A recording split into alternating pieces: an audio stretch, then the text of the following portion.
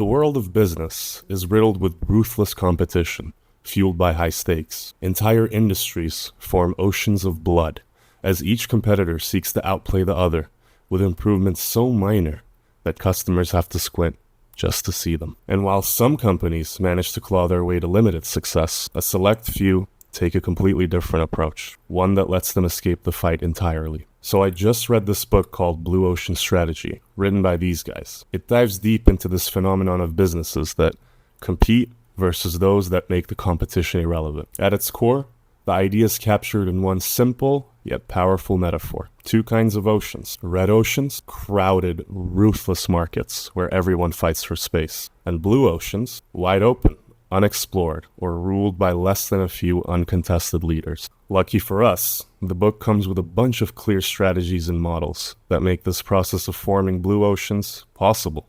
And while they're all super useful in their own way, I think the first model, along with its accompanied tool, capture the essence of this approach really well. So I'm just going to focus on those for this video to help get you started. The essential model everything starts with is a neat way to visualize where businesses stand in a given industry. It's called the strategy canvas. Here's a great example from the book. In the red ocean, traditional wineries compete on minor improvements to making the price a bit better, making the aging quality better, giving a bigger selection of wines, all these little points that they're competing on. This resulted in a super oversaturated market where no single wine managed to easily stand out. As you can imagine, this makes the buying experience unnecessarily complex, especially for casual drinkers. Then comes Yellowtail, disrupting the entire wine industry with their blue ocean strategy. By offering a small but appealing selection of bottles, eliminating complex wine jargon, and focusing on a fun and friendly brand image with a simple drinking experience, they make the selection and drinking process for casual drinkers much more approachable. Visualizing this shift using a strategy canvas, we can see how Yellowtail diverged from traditional industry norms, eliminating concerns like complexity and exclusivity, while creating new factors such as accessibility, simplicity, and broad consumer appeal.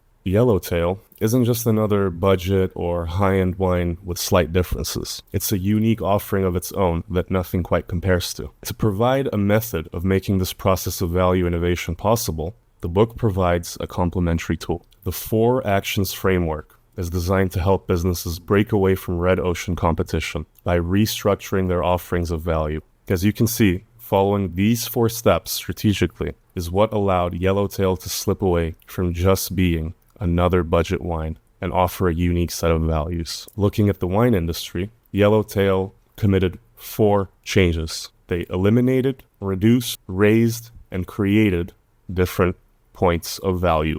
While the book goes into much more detail on better understanding the strategy, I think what's mentioned in this video is what's needed to get a sense of the essence of this strategy. And whether you're interested in applying this to your own business or you just want to learn more about this stuff for no reason whatsoever, I highly recommend you read the book. Thanks for tuning in. This is Fool Search. Come by again to learn some random stuff about random things researched and written by fools.